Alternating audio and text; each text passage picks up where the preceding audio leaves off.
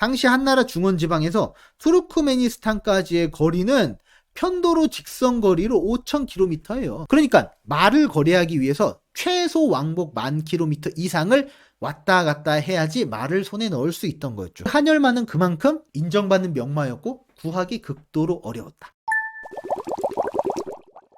역사상 전쟁 영웅들을 보면 항상 세트로 딸려오는 동물이 있어요. 말이에요. 알렉산더 대왕 하면 명마 부케팔로스, 초나라 왕 항우의 명마 오추마, 이런 말들이 유명하죠. 가장 유명한 말은 여포와 관우가 탄 적토마일 거예요. 당시 좋은 말은 지금의 명차와 비슷했어요. 차를 굴리려면 차량 유지비가 들어가고 좋은 차를 굴리려면 차량 유지비가 장난이 아니죠. 국산차는 엔진오일 가려면 몇만 원만 주면 되는데 수입차는 엔진오일 한번 가려면 막 수십만 원 줘야 되고 부품 한번 가려면 비용이 완전 오지게 비싸잖아요. 자, 마찬가지예요. 당시 중요한 교통수단인 말을 유지보수하려면 유지비가 상당했어요. 사람이 사는 집 말고 말이 사는 집, 마구간이 필요하잖아요.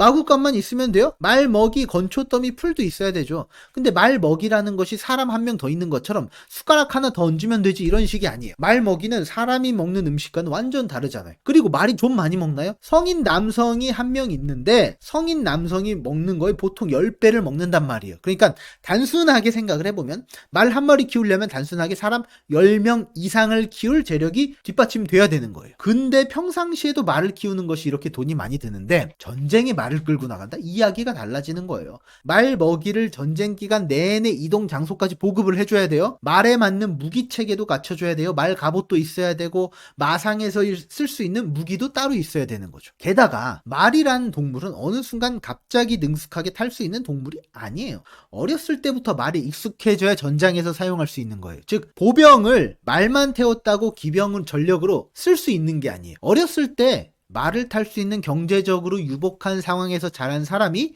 기병 전력이 될 수 있는 거예요. 유목민족이야 당연히 어렸을 때부터 말을 접하고 흔하게 탈 수 있으니까 자연스럽게 기병 전력이 될 수 있죠. 그런데 농경사회에서 태어난 사람들은 어떨까요? 말을 타는 기병은 오직 귀족, 지배층만 가능한 옵션이었고 일반 농부들은 말을 탈 수조차 없었던 거예요. 그런 선택된 여러 유명한 말들 중에 최고로 명성을 얻었던 말이 적토마인 거예요. 물론 적토마는 상당히 MSG가 많이 들어가 있죠. 우리가 정사 역사서 삼국지와 후대에 쓰여진 소설인 삼국지 연의를 구별해서 봐야 되거든요. 근데 우리가 일반적으로 접하는 삼국지는 역사서 삼국지는 아니고 소설 삼국지 연의잖아요. 이 이야기 속에 적토마가 어떻게 되어 있는가라는 점을 한번 살펴보고자 합니다. 소설인 삼국지 연의에 따르면 적토마는 원래 동탁이 갖고 있었어요. 그리고 여포는 정원의 부하였어요. 정원을 양아버지로 모시는 아주 돈독한 사이였죠. 근데 동탁이라는 녀석이 여포가 마음에 들어요. 너무 용맹해서 얘를 내 부하로 꼬시기로 해. 꼬시려면 뭔가 번쩍번쩍한 걸 줘야 될 거 아니에요. 그래서 여포에게 어울리는 최고의 명마인 적토마를 선물로 줍니다. 여포가 선물을 받고 감동을 먹죠. 그리고 동탁한테 받은 적토마를 이용해서 정원을 가서 제거해버립니다. 자기의 양 아버지를 죽이고 배신하는 거죠. 그때부터 적토마는 여포의 시그니처가 되는 거죠. 여포는 그리고 나서 많은 전쟁에 참여를 합니다.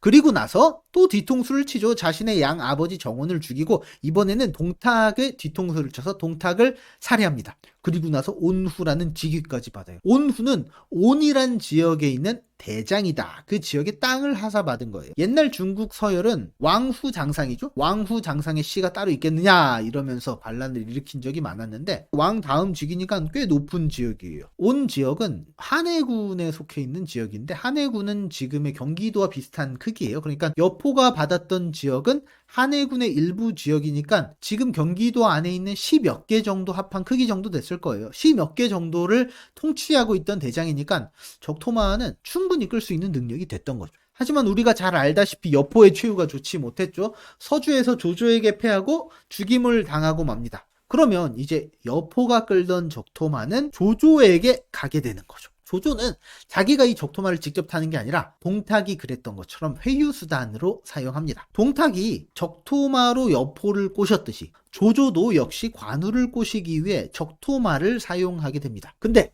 여포는 통수의 이미지가 강한 반면 관우는 그래도 의리의 사나이 이미지가 있잖아요. 조조의 회유에 넘어가지 않습니다. 적토마를 받은 것을 마다하지 않고 그대로 먹튀로 튀어버리잖아요. 유비에게 떠나가죠. 그래서 적토마는 이제부터는 관우의 차지가 되는 거예요. 그리고 나서 또 수많은 전쟁을 치르죠. 시간이 흘러서 관우의 최후도 역시 좋지 못했죠. 송건에게 공격을 받아서 사망하잖아요. 그리고 적토마는 다시 주인이 바뀝니다. 조조에게 갔다 관우에게 갔다 다시 송건에게 옮기게 됩니다. 송건도 직접 자기가 적토마를 타지 않고 자신의 부하인 마충에게 적토마를 하사합니다. 그런데 적토마 입장에서는 이전에 걸출한 주인이었던 여포와 관우에 비하면 마충 같은 듣보잡 찐따는 자기 주인으로 섬길 수가 없어요. 그래서 아무것도 먹지 않고 단식 투쟁하면서 옛 주인 관우를 그리워하다가 세상을 뜨게 되죠. 여기까지가 삼국지 연의에 나온 적토마의 스토리예요. 삼국지 연의가 소설이라고 하지만 적토마에 대한 이야기가 너무 실감나니까 이게 사실인 양 받아들여지고 있죠. 그러면 어디까지가 진실일지 한번 따져보자고요. 여포가 적토마를 선물 받고 동탁 밑으로 들어간 시점이 서기 189년이에요. 그리고 10년 동안 잘 먹고 잘 싸우다가 여포가 서기 199년에 조조에게 패배하고 처형당하고 맙니다. 여포가 죽고 1년 후인 서기 200년에 관우가 조조에게서 적토마를 하사받습니다.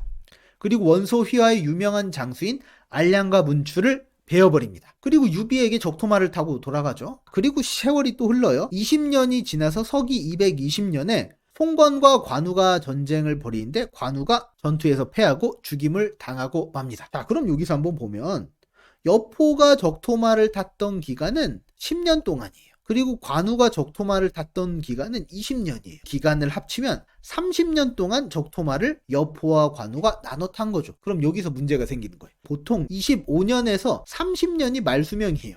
근데 30년 동안 여포와 관우가 적토마를 끌었으면 적토마가 태어난 순간부터 죽을 때까지 계속 전장에서 활동했어야 됐어요. 불가능하죠. 말의 수명이 이 정도인데 군마로 쓸 수 있는 전성기는 한 5살 무렵부터 15살까지. 그러니까 실제로는 한 10년 정도 전장에서 활약할 수 있는 시간이 된 거죠. 물론 거친 전장을 뛰다 보면 이 10년이란 세월도 길고 이 이하로 말을 사용했던 것도 아주 흔했던 시기였어요. 그러니까 30년 동안이나 여포와 관우가 적토마를 탔다? 이거는 사실이 아닐 가능성이 높은 거죠. 최소한 같은 말일 가능성은 없는 거예요. 그러면 적토마가 만약 맞다면 같은 말이 아니라 같은 종류의 말일 것이다. 이런 유추가 가능할 거예요. 그럼 적토마는 어떤 말이었을까?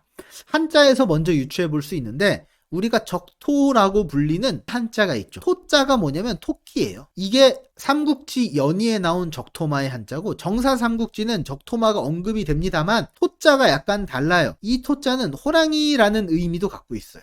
고대에 토끼는 가장 빠른 동물을 상징하죠. 스피디한 동물을 상징하죠. 그리고 호랑이는 가장 용맹한 동물을 상징했다는 거예요. 그러니까 가장 빠르고 가장 용맹한 동물, 그러니까 어떤 한자를 쓰든지 가장 훌륭한 동물의 대명사가 적토마로 쓰인 거예요. 그러면 이 토자를 통해서 적토마의 특징을 알았으니까 앞에 있는 적자, 붉을 적자를 통해서 적토마를 유추하면 당연히 빨간색이라고 생각을 하잖아요. 그런데 적토마라고 해서 털이 머리끝부터 발끝까지 온통 다 빨간색이었다, 이런 의미는 아닐 가능성이 높아요.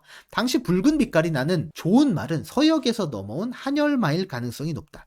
한혈은 말 그대로 땀이 피처럼 흐른다 라는 의미를 갖고 있는 거예요. 기생충 영양 등으로 인해서 피부에 트러블이 났거나 피가 나는 데서 비롯되었다고 생각이 됩니다. 어느 정도 붉은 빛을 띠는 게 말에 그렇게 치명적이지는 않았던 모양이에요. 그러니까 잘 타고 당겼겠죠. 한혈마는 지금의 투르크메니스탄 지역에서 나는 아헬테케로 추정이 됩니다. 사진에서 보시면 반사돼서 아주 금속성 빛깔을 띄어요. 각도에 따라서 붉은 빛도 띄거든요. 이 아헬테케는 털이 극세사처럼 돼 있대요. 그래서 반사가 이렇게 촤르르 털이 아주 촤 흘러내리는 진짜 고급 빛깔이 난다고 하더라고요.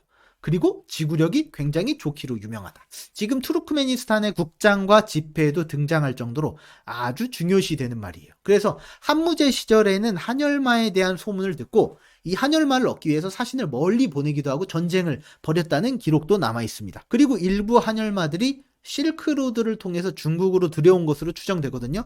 당시 한나라 중원지방에서 투르크메니스탄까지의 거리는 편도로 직선 거리로 5,000km예요. 그러니까 말을 거래하기 위해서 최소 왕복 10,000km 이상을 왔다 갔다 해야지 말을 손에 넣을 수 있던 거였죠. 한열마는 그만큼 인정받는 명마였고 구하기 극도로 어려웠다. 따라서 적토마라는 것은 말 그대로 머리끝부터 발끝까지 빨간 털을 가지고 있는 말이 적토마가 아니라 그런 식의 붉은 빛깔을 띠었던 한열마가 붉은색의 적토마가 되었다는 썰이 가장 유력하죠. 여포와 관우가 탔던 말이 실제 어떤 말이건 간에 적토마가 남긴 명성은 여전합니다.